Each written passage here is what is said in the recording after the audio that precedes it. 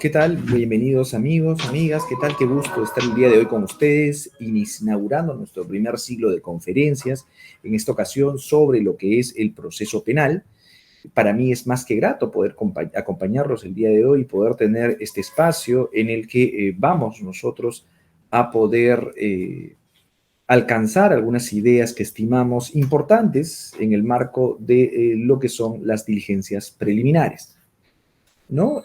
Aprovecho la ocasión, además de saludarlos, de poder expresarles su agradecimiento por acompañarlos, invitándolos además a que pudieran compartir, por favor, esa transmisión, a efectos de que podamos alcanzar la posibilidad de compartir esta información a un grupo mayor de personas.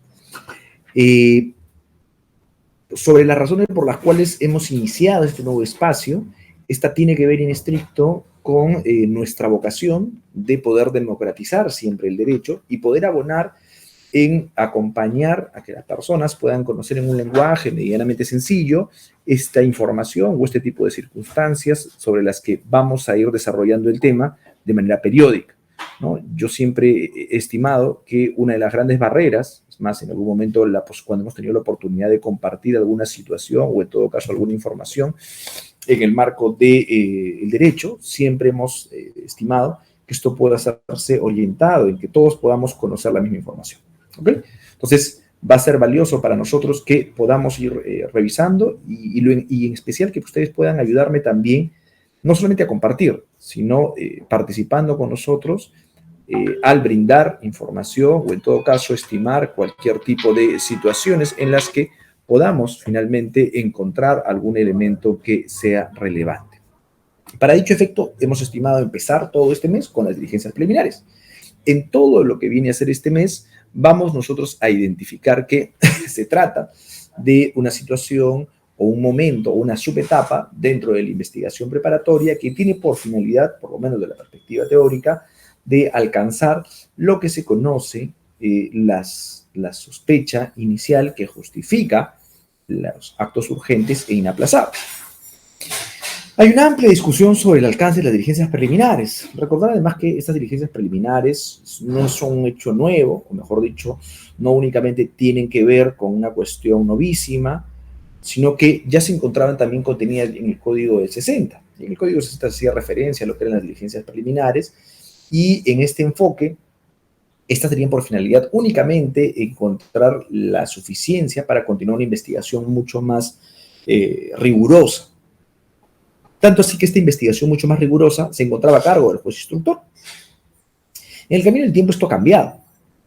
El nuevo modelo estimó que el titular de la acción penal tenía que ser el encargado responsable exclusivo de la investigación del delito.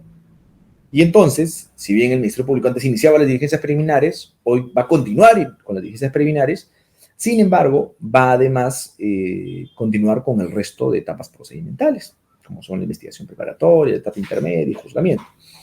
Ahora, en el marco de estas diligencias preliminares, también vamos a advertir algunas otras circunstancias importantes. Cuando nosotros hacemos referencia a las diligencias preliminares, lo primero que debemos advertir es la carga de la prueba. Esta carga de la prueba va a abonar o va a permitirnos identificar cuál es el rol específico que tiene dentro del marco del proceso penal cada una de las partes procesales. Nosotros vamos a evidenciar que existen algunas diferencias o existen algunas cuestiones que van a variar entre sí, van a determinar algunas variables sobre las responsabilidades en el marco del proceso, como son las que están a cargo del Ministerio Público y las que están a cargo de la defensa. ¿Por qué existe la carga de la prueba? ¿Qué hace referencia a la carga de la prueba? La regla en cualquier proceso es que quien afirma un hecho se encuentra obligado a probar. Por lo cual, quien postula el hecho de que es responsable versus quien postula que es inocente, correspondería en principio probar una u otra situación. Sin embargo, se asume que es posible, es altamente probable, que se pudiera materializar en algún momento determinado que bajo la falibilidad del ser humano podría generarse algún error y también generar situaciones de disparidad entre las partes, porque el probar algo no solamente parte del hecho de manifestar la oposición frente a un determinado hecho o de manifestar la corroboración o aseveración de la existencia de un hecho determinado, sino muy en especialmente el poder encontrar elementos que puedan justificar o poner en evidencia la existencia de una situación bajo una circunstancia concreta. Por ejemplo, yo podría, o mejor dicho, ustedes podrían empezar a especular dónde me encuentro en este momento, en mi casa, en la universidad, en la academia, en el gimnasio, en el estadio, y finalmente, sobre esa especulación tendríamos que empezar a utilizar medios de prueba para verificar dónde estoy. Seguramente tendrán que ver el fondo en el que me encuentro, los tipos de diapositivas, el tipo de ropa que uso, etc. Esta dificultad, que además viene añadida de la falibilidad que tiene el sistema de justicia, justifica que sea el Estado quien tenga que tener la carga de demostrar que una persona es responsable. Y esto es un tema importantísimo, ampliamente discutido, con grandes problemas en el sistema de justicia peruano. Porque, claro, todos sabemos y conocemos casi de memoria esta presunción famosa de inocencia, que dice que todos somos inocentes hasta que se demuestre judicialmente nuestra culpabilidad. Y en efecto, tenemos que esta situación aspira a ser de este modo. Pero cuando trasladamos esto al proceso, esto a su vez justifica que no debamos probar nuestra inocencia, sino que más bien sea el Ministerio Público quien deba demostrar la carga de la prueba, quien deba finalmente evidenciar los alcances que justifiquen que una persona ha cometido un determinado delito. Por lo cual, no tendré que yo demostrar mi inocencia, sino que tendrán que demostrar mi culpabilidad. Y eso tiene un grave problema en el marco del proceso, porque bajo esa premisa pareciera y genera una amplia confusión, en especial en delitos complejos como de crimen organizado, corrupción de funcionarios, lavado de activos, donde muchas veces uno dice, pero yo soy inocente porque yo no he hecho absolutamente nada malo, y si no, que vengan y me lo... Y claro, se limitan a eso y eso total, finalmente la carga de la prueba es por parte del fiscal. Pero lo que pasa es que cuando Fiscalía decide abrir un caso, es porque tiene carga de prueba. Lo que no tiene es suficiencia de prueba. No tiene un estándar de suficiencia probatoria como para condenar, sí es cierto, pero tiene prueba. Y entonces ahí, como se trata de una presunción juris tantum, admite prueba en contrario, y al admitir prueba en contrario, es posible que pueda superarse esta presunción. Entonces, en esa línea se ha previsto, el legislador ha previsto, que sea el Ministerio Público, el Estado, a través del Ministerio Público, que tenga la obligación, en principio, de la carga de la producción de la prueba. Esta carga de la producción de la prueba justifica que el Ministerio Público tiene que ordenar, disponer los actos de investigación que estime útiles, pertinentes, respecto a la posibilidad de indagar con la verdad de un hecho determinado. Si esto es así, entonces lo que corresponde es más bien materializar que pareciera que esta carga de la producción únicamente queda o se limita en lo que establece el Ministerio Público. Pero además de esta carga de producción de prueba, también se le va a asumir la carga de la persuasión, que es justamente la lógica de generar convicción respecto a la toma de decisiones en el marco del proceso. Y esto es importante. Cual juego de niños, regularmente en el proceso se suele discutir que durante la investigación preparatoria no hay prueba, esos son elementos de convicción y no hay prueba. Y escuchaba al profesor del Río Labarte, coincidiendo con algo que veníamos planteando nosotros ya en algunas sesiones anteriores, donde él dice que en puridad, como categoría doctrinaria dentro del derecho, no existen los elementos de convicción. Lo que existen son pruebas. Y lo que pasa con la prueba es que la prueba genera suficiencia o no genera suficiencia según la capacidad de enervar esta presunción de inocencia. Cuando hablamos de la carga de la persuasión, hablamos de qué tanto me convence una prueba o no. ¿Me alcanza a convencer como para presumir que una persona es culpable o no? Para sobre eso tomar medidas, por ejemplo, la medida coercitiva. En el caso concreto, como vamos a ver, de las diligencias preliminares, no requerimos tal estándar. Es un estándar sumamente básico, inicial, que me dé indicios de que hay la comisión de un delito. Justamente la naturaleza de las diligencias preliminares es terminar por descartar o evidenciar la existencia de delito. Ojo que aquí hablamos de lo que el legislador espera respecto a las diligencias preliminares, no lo que sucede en el plano práctico. Porque lo que sucede en el plano práctico, en especial en casos complejos, es que las diligencias preliminares suelen transformarse o suelen desnaturalizarse a una suerte de actos que bien podrían realizarse en la investigación preparatoria. En esa misma línea, corresponde identificar que se estima cuál es el rol de la defensa. Ya hemos partido de la premisa que el Ministerio Público va a producir la prueba y va a persuadir. Es por eso, y eso es un dato que a mí me parece sumamente útil, lo utilizamos, recuerdo, por ahí vamos a compartir un link sobre una audiencia que tuvimos en su momento de prolongación de la prisión preventiva, y hacíamos justamente la exigencia de la carga de persuasión, porque esta carga de persuasión es la que justifica que el Ministerio Público, cuando desea solicitar una medida coercitiva, la que fuera, o prolongar una medida coercitiva, la que fuera, necesita convencer. Y este convencimiento no pasa por una suerte de buena fe o de por el solo hecho de tener la investidura de ser Ministerio Público, sino que pasa más bien por presentar prueba, pero prueba en el sentido genérico del término. Me refiero, entiéndase, elementos de convicción o prueba según sea el caso. Entonces, si yo me encuentro en una etapa de diligencias preliminares y voy a solicitar una medida coercitiva, llámese detención preliminar, prisión preventiva, previa formalización, por supuesto, entre otras, levantamientos y otras comunicaciones, necesito acompañar a ese requerimiento mi carga de persuasión. Y mi carga de persuasión son los elementos de convicción. Entonces, yo necesito acompañar a esto elementos de convicción. Si no presento elementos de convicción, ¿el juez podrá resolver en favor del Ministerio Público? No, porque lo contrario sería desnaturalizar el propio esquema del derecho de defensa, vaciándolo de contenido y legitimando que por el solo hecho de un pedido postulado por una de las partes procesales justifica que se conceda. En ese contexto, corresponde a su vez tomar en cuenta que la defensa, cada vez con mayor frecuencia, ha justificado una posición de defensa activa. ¿Qué involucra esto? Que en paralelo a la teoría del caso que postula el Ministerio Público, postula una tesis distinta. No solamente es que el Ministerio Público dice que es A y defensa dice no A. No. Fiscalía dice A, defensa dice B. Y postula actos de investigación, elementos de prueba, para probar esa tesis que es una antítesis distinta a la que postula el Ministerio Público. Y esto yo creo que es saludable, y cuando se encamina adecuadamente y con la verdad por medio, abona fácilmente a la absolución de una persona o a descubrir la verdad en el marco del proceso. Sin embargo, esto ha llevado que en algunos casos se distorsione el resultado por parte de la Administración de Justicia. ¿Por qué?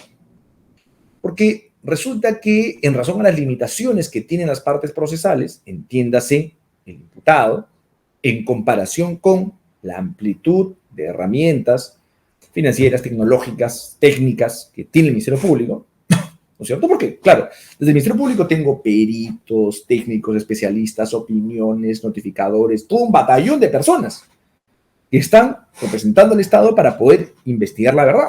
En cambio, desde la perspectiva de la defensa, lo mucho que tiene es su abogado defensor, la formación que pueda tener y de ahí el resto de herramientas mucho dependerá de sus recursos, porque una pericia tendrá un costo, y dependerá si esta persona cuenta con los recursos para financiar una pericia. Y entonces, ¿qué ha generado esta situación? Que muchas veces, al asumir una posición activa de defensa, se postule una tesis distinta a la que postula el Ministerio Público, y por la carencia de recursos suficientes, se alcance una suficiencia probatoria respecto a esa tesis. Y entonces eso genera lo que por ahí algunas decisiones llaman mala justificación. Esta mala justificación, por falta de probanza, falta de recursos, lo que fuera, puede justificar o convierte a una persona en responsable por los hechos que postula el Ministerio Público. Yo creo que no. Sin embargo, hay algunas decisiones que han asumido como sinónimo la mala justificación como responsabilidad penal. Y esto es particular. Esto es un tema sumamente delicado, porque lo que hace en puridad, cuando se hace la de mala justificación, es invertir la carga de la prueba. Y decir, como tú no me has probado mi defensa, como tú no has probado que eres inocente, entonces eres culpable. Finalmente, la lógica de la investigación preliminar se funda un poco en estos roles de cargas de persuasión o de producción de prueba. Porque además de advertir que las investigaciones preliminares se construyen todavía, o mejor dicho, no necesariamente a partir de una imputación concreta respecto a una persona determinada. De este modo, vamos a advertir nosotros que la investigación preparatoria se subdivide en dos etapas. Y aquí es importante tomar en cuenta lo siguiente. Esto ha tenido dos momentos. Un momento del código recién iniciado, del Código Procesal Penal en su fase de sus primeros, digamos, prácticas, y otra, el que a la fecha se le aplica. Esto es importante por lo siguiente, porque vamos a advertir nosotros que en el caso en concreto, se termina advirtiendo lo siguiente. Se termina advirtiendo que de las diligencias preliminares y la investigación preparatoria, el código establece además así, son parte de la misma etapa procesal. El Código Procesal Penal recoge, como parte del proceso común, 3 etapas: la investigación preparatoria, la etapa intermedia y la etapa de juzgamiento. La investigación preparatoria es aquella etapa que está orientada, ¿no es cierto?, a recabar o a la producción de prueba. Recabar todos los elementos de convicción que justifiquen finalmente la prueba. Mientras que lo que corresponde a la investigación preparatoria propiamente dicha, o mejor dicho, lo que corresponde a la etapa intermedia es el saneamiento procesal, y la etapa de juzgamiento es aquella etapa que va a estar orientada a que se pueda materializar la condena, o la inocencia, o la absolución, mejor dicho. En el marco de la primera etapa, que es la investigación preparatoria, el código establece que esta tiene 2 subetapas: la etapa de las diligencias preliminares y la etapa de la investigación preparatoria propiamente dicha. Esta etapa de las diligencias preliminares tiene mucho que ver, o va a buscar única, como bien se señala expresamente en el Código Procesal Penal, que se puedan cumplir aquellas cuestiones o aquellas situaciones en las que se pudiera materializar actos urgentes inaplazables. Aquellos actos que por la premura puedan garantizar cuestiones muy esenciales: individualizar al presunto autor, verificar que existe, en todo caso, el delito no ha prescrito, que la acción penal es pública y que resulta perseguible por parte del Estado. Entonces, cuando hablamos de estas diligencias preliminares, vamos a partir de la existencia de que hay sospecha de la comisión de un delito, ¿no? Hay un cadáver en la mitad de la pista, eso es la sospecha de un delito. Todavía no podemos abrir una investigación porque podría haberse caído, podría haber sido una persona que haya tenido alguna sobredosis, etcétera, pero justifica ello. Y eso justifica que se haga la indagación a través de diligencias determinadas. A partir de eso, una vez que se ha logrado identificar que existe un delito que no se ha prescrito, existe un presunto autor, la acción es de persecución pública, corresponde recién individualizar esta conducta a través de la famosa formalización de la investigación preparatoria. Momento en el que se judicializa o se inicia la judicialización del proceso. Hasta antes de esto es un proceso estrictamente fiscal, que en puridad se rige bajo las reglas del procedimiento administrativo. No es un proceso todavía que tenga que ver directamente con lo que es el proceso penal judicializado. En ese contexto, vamos a identificar nosotros que cuando se motiva la investigación preparatoria es porque ya se individualizó el presunto autor, no ha prescrito, se ha satisfecho cualquier requisito de procedibilidad, entre otros. Y esto es importante, porque a partir de esto debemos entender que es la investigación preparatoria la que ostenta o puede ostentar, según sea el caso, los requisitos de procedibilidad. Porque claro, yo les he hablado a ustedes del proceso común, pero hay una serie de procesos especiales que no son otra cosa que un proceso común modificado, con variantes. Procesos para altos funcionarios, procesos para funcionarios públicos, para otros altos funcionarios, etc. Todos estos tienen sus particularidades y dependerán estos procesos, ¿no es cierto?, si es que existen en algunos casos algunos requisitos de procedibilidad, como el antejuicio.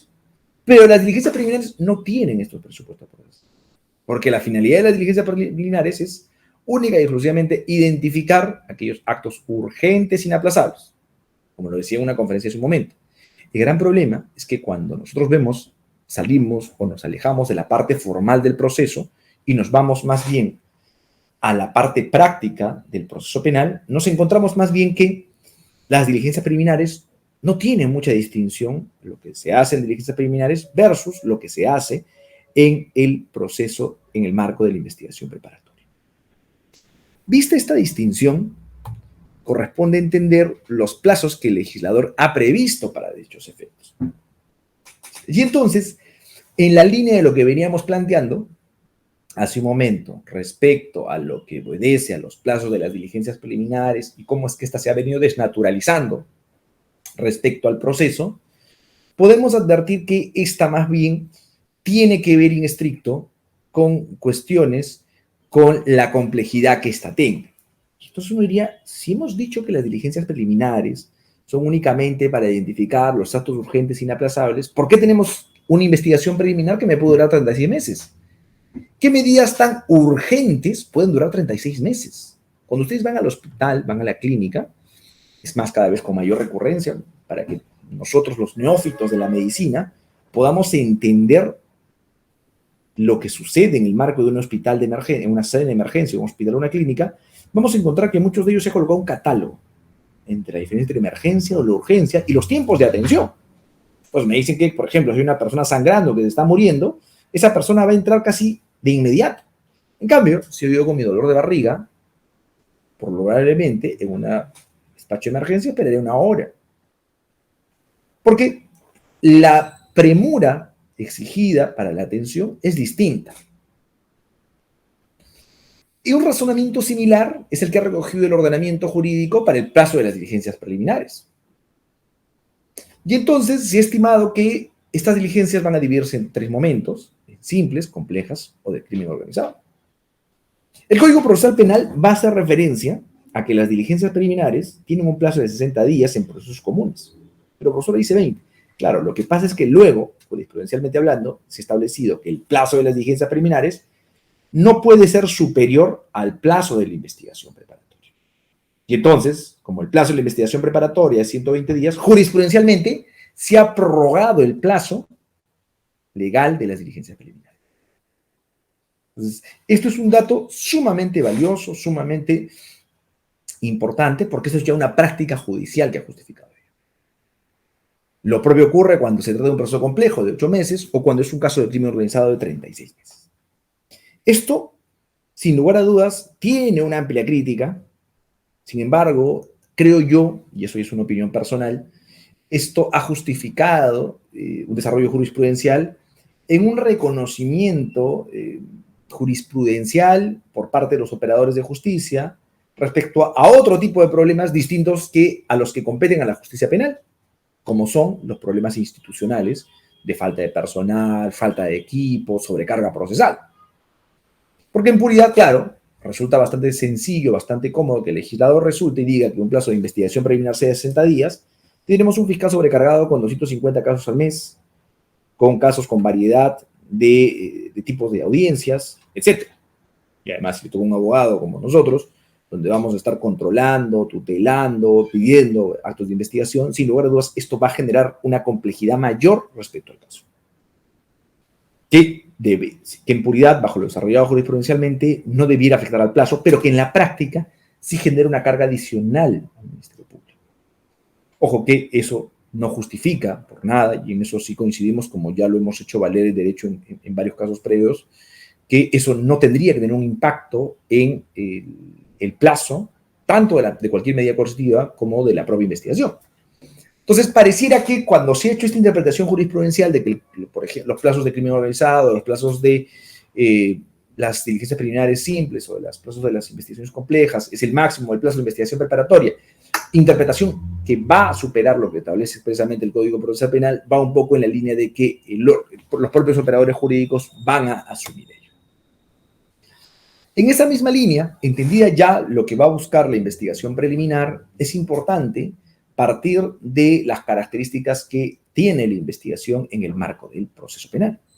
Y estas características son justamente, en principio, lo que va a ser la objetividad o imparcialidad en el marco de la investigación, y es que esto es valiosísimo. Esto, creo yo, es uno de los elementos más importantes del modelo, porque esto va a presentar o va a partir de la premisa que se trata de que el Ministerio Público, si bien es cierto, representa al Estado, esto no puede equiparar por ninguna situación,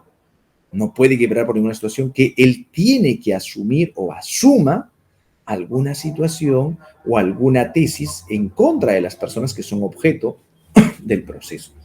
Lo que dice más bien es que el Ministerio Público se encuentra obligado a actuar bajo la imparcialidad que justifica los medios de prueba, por lo cual tendrá que valorar tanto las pruebas de cargo como las pruebas de descargo.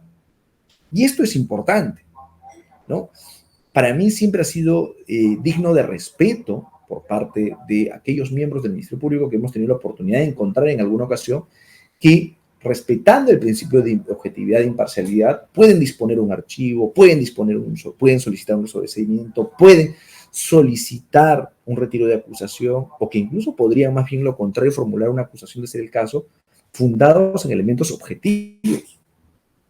Entonces, una de las características esenciales de la investigación es que esta investigación, si bien es cierto, tiene o parte con miras a descubrir la verdad, debe partir del principio de objetividad e imparcialidad. Y esto es labor compleja. Es una labor compleja y eso hay que reconocerlo. ¿Por qué es una labor compleja? Porque la cientificidad que justifica justamente el poder postular, iniciar, partir de una tesis para sobre eso tratar de demostrarla en el marco del proceso, que es una labor que se realiza desde el inicio de la investigación, necesariamente exige asumir una postura. Por lo cual, lo que se espera en el marco de la objetividad y la imparcialidad es respecto a la valoración que corresponde hacer respecto a los actos de investigación, que me permitan justamente apartarme de alguna tesis inicial que pudiéramos sostener en el marco del proceso. Asimismo, otra de las características principales de la investigación es que ésta sea dinámica. Esta investigación va a ser dinámica en la medida en la que puede tener variables. Puede ampliar, puede cortar, puede, en todo caso, variar algunos elementos de convicción, o mejor dicho, incrementar lo que van a ser los actos de investigación, disminuir los actos de investigación, cambiar el horizonte de esta investigación, justamente en medio de esta objetividad que hacíamos referencia. Investigo A, pero descubro que A no tiene ninguna responsabilidad, salgo de A para investigar a B, etc. Claro, siempre está en el marco de que pueda respetar los derechos fundamentales de las partes procesales. Otro elemento importante es la garantía de la reserva y el secreto que corresponde a las actuaciones procesales. Resulta que una de las garantías del proceso, hemos dicho, es la presunción de inocencia, pero esta se puede vaciar de contenido si se hace público la investigación contra una persona determinada.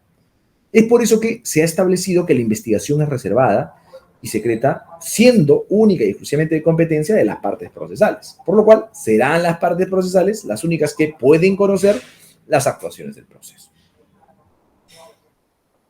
Además de ello, esta investigación va a ser garantista porque va a buscar garantizar o desarrollarse en la garantía de los derechos fundamentales, porque además el Código Procesal Penal ha previsto la exclusión de aquellos elementos de investigación, actos de investigación o de prueba que pudieran generarse en vulneración de determinados derechos fundamentales.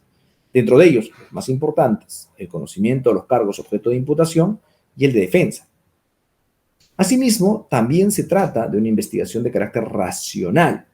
Esta investigación de carácter racional exige necesariamente que debamos tomar en cuenta que obedece a el apartamiento o alejamiento de cualquier tipo de sesgos. Esto es importante, porque cada vez he visto con mayor frecuencia y preocupación a la vez cómo es que en algunos casos el Ministerio Público formula máximas de la experiencia. Y dice, bajo las máximas de la experiencia, tal o cual investigación no procede continuarse porque se demuestra que en tal caso las máximas de la experiencia me dicen que el comportamiento es así, vedando así la propia obligación de investigar el delito. Porque, ojo, podemos estar muy de acuerdo o en desacuerdo con las máximas de experiencia que puedan emitirse en el marco de un proceso judicial. Y coincido que hay algunas que resultan, a mi punto de ver, ampliamente cuestionables. Pero esas obedecen además a una valoración por parte del juzgador a la luz de una actuación probatoria, cosa que no sucede en el marco de una investigación fiscal. En el marco de una investigación fiscal, creo yo, estimo que el Ministerio Público no podría alcanzar a utilizar las máximas de la experiencia como argumento para archivar una investigación, salvo que esta hubiera sido recogida previamente en un proceso anterior y demás que justifique. Otra de las características, o la última de las características que corresponde a la investigación, es que ésta se encuentra dirigida y conducida por el Ministerio Público a través de un fiscal determinado. Entonces, aquí sí va a ser importante que esta dirección-conducción por parte del Ministerio Público tenga necesariamente que identificarse como aquella orientada a el rol exclusivo que tiene el fiscal. Quiere decir que no se puede delegar dicha conducción, dicha dirección al fiscal. Esto es importante, ¿por qué? Porque recordaremos que en el marco de la investigación es viable que éste pueda contar con el apoyo de los integrantes de la Policía Nacional. Sin embargo, ese apoyo involucra dos cuestiones importantes. Primero, que la conducción de la investigación le corresponde al Ministerio Público. Él dirige la investigación. ¿Por qué va a dirigir la investigación? Porque este, a su vez, va a ser responsable de poder construir una teoría del caso fundada en elementos de carácter jurídicos. Porque contrario censo a lo que sucede en el sistema americano, aquí lo que tiene que probarse es cómo esto calza en un tipo penal determinado. En cambio, mientras que la Policía Nacional sabe, conoce muy bien el aspecto operativo. Es por eso que dentro de las exigencias que trae la investigación es también el respeto restricto por las jerarquías, funciones y competencias que tienen los integrantes de la Policía Nacional. Entonces, podemos establecer que estas garantías de la investigación van a trasladarse no solamente a estas que sean realizadas directamente por el Ministerio Público, porque claro, ya hemos señalado que el Ministerio Público puede contar con el apoyo de algunos órganos de auxilio, algunos órganos de apoyo, como puede ser la Policía Nacional, el Instituto de Medicina Legal, algunas universidades, instituciones públicas o privadas, sino que además se traslada a que la valoración que se haga sobre los elementos o los actos de investigación que se realice tengan que darse a la luz de estas características. Estimados amigos, ha sido más que grato poder compartir con ustedes esta sesión el día de hoy. Yo les agradezco y los comprometo a todos ustedes para que puedan acompañarnos en la próxima sesión, el próximo día viernes,